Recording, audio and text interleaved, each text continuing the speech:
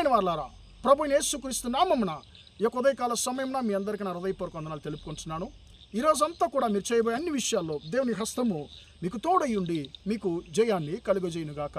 ప్రియులారా, లూకా సువార్తలో 10వ అధ్యాయంలో చివరి వచనము ఇలా చెప్పుచుంది. 42వ వచనము, ఉత్తమమైన దానిని మరియా ఏర్పరచుకొనును, అది ఆమె యొద్ద నుండి తీసివేయబడదు అని ఆమెతో చెప్పాను అనేటువంటి మాటను ఇక్కడ చూస్తున్నామండి.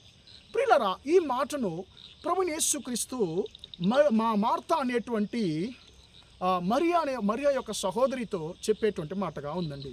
మనకు బాగా తెలుసు, ప్రభువైన యేసుక్రీస్తు ఆయన దేవుని యొక్క రాజ్యాన్ని గురించి ఆయన పరిచర్య చేసినప్పుడు బేతనియా ప్రాంతానికి ఎప్పుడైతే యేసుక్రీస్తు వెళ్తాడో అప్పుడంతా కూడా ఈ యొక్క మార్తా మరియా లాజరు యొక్క ఇంటిలో ఆయన వెళ్ళి ఆయన భోంచేసేటువంటి ఒక అలవాట యేసుక్రీస్తుకు ఉన్నదండి. ఇప్పుడు మార్తా యేసుక్రీస్తు తన ఇంటికి ఆహ్వానిస్తుంది. కానీ ఆహ్వానించినటువంటి మార్తా యేసయ్యను ఆమె ఆహ్వానించినంతతో ఆమె ఆపి తన యొక్క పనిలో భోజనం సిద్ధపరచడము మిగిలిన పనిలో ఆమె చాలా ఎక్కువగా ఆమె సమయాన్ని గడుపుతుందండి. కానీ మరియా అనేటువంటి మార్తా యొక్క సహోదరి యేసుక్రీస్తు యొక్క పాదాల యొద్ద కూర్చొని ఆయన యొక్క బోధను, ఆయన యొక్క వాక్యాన్ని వినుచున్నట్లుగా మనం చూస్తున్నామండి. ఇప్పుడు మార్తాకు చాలా ఇతర పనుల్లో ఉంది కాబట్టి దాని గురించి ఆమె ఎక్కువగా తొందరపడి ఆమె బాధపడి, ప్రభువా నేను ఒంటరిగా పని చేయించున్నాను, నువ్వు దాని గురించి ఆలోచించడం లేదు, నా సహోదరి నాకు వచ్చి సహాయం చేయడానికి ఆమెను పంపించు, ఆమెతో చెప్పు అన్నప్పుడు యేసుక్రీస్తు అంటున్నాడు, మరియా ఉత్తమమైన దానిని ఏర్పరచుకొనును, అది ఆమె యొద్ద నుండి తీసివేయబడదు అంటున్నాడు. ఇక్కడ యేసుక్రీస్తు ఉత్తమమైనది అనేటువంటిది విషయం దేని గురించి చెప్తున్నాడు ఉత్తమమైనది అని చెప్పంటే ప్రియుల 2 విషయాలు.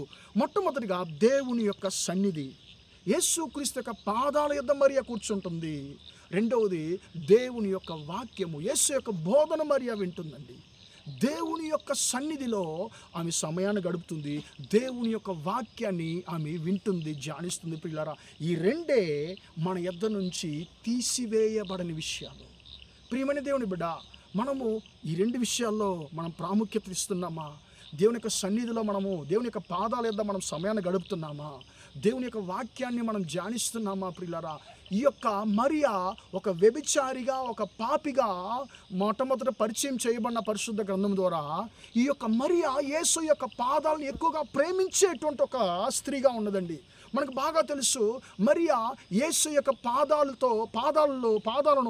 తన యొక్క కన్నీటి ద్వారా ఆమె తడిపి తన తల వెంట్రుకల ద్వారా తుడిచి ఆ యొక్క యేసు యొక్క పాదాలకు పరిమళ తైలాన్ని ఆమె పూసినటువంటి మరియాగా ఉంది. ప్రియులారా, ఆమె ఎక్కువగా దేవుని యొక్క సన్నిధిలో పాదాల దగ్గర ఆమె సమయాన్ని గడిపింది కాబట్టి, ఎక్కువగా దేవుని యొక్క మాటలను ప్రేమించింది కాబట్టి ప్రియులరా, ఆ పాపి అయినటువంటి మరియాను దేవుడు ఈ యొక్క లోకానికి పునరుద్ధానం యొక్క సందేశాన్ని అందించగలిగినటువంటి శ్రేష్టమైనటువంటి ఒక ధన్యతను మరియాకి ఇచ్చాడండి. ఈ లోకానికి యేసుక్రీస్తు యొక్క పునరుద్ధానపు సందేశాన్ని మొట్టమొదట తెలిపింది ఎవరంటే మరియా. ప్రియులారా, కాబట్టి మరియా ఉత్తమమైన దాన్ని ఏర్పరచుకునేను. మరియా దేవుని యొక్క పాదాన్ని, దేవుని యొక్క సన్నిధిని ఆమె ప్రేమించింది, ఎన్నుకుంది.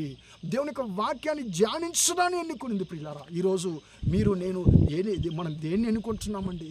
లోక సంబంధమైనటువంటి కార్యాలకు చూపించేటువంటి ఆసక్తిని మనము దేవుని యొక్క సన్నిధిలో సమయాన్ని గడపడానికి, ప్రార్థించడానికి, దేవుని యొక్క వాక్యాన్ని ధ్యానించడానికి మనం గడపడం లేదు. అది చాలా బాధాకరమైనటువంటి విషయం ప్రియులారా. కాబట్టి ఈరోజు మనము ఉత్తమమైన దాన్ని మరియాలా ఏర్పరచుకుందామా? దేవుని యొక్క సన్నిధిని మనము ఎన్నుకుందాము. దేవుని యొక్క వాక్యాన్ని మనం ధ్యానించడంలో మనం సమయాన్ని గడుపుదాము. అది మన జీవితాన్ని ఖచ్చితంగా మారుస్తుంది, మనల్ని ఆశీర్వదిస్తుంది.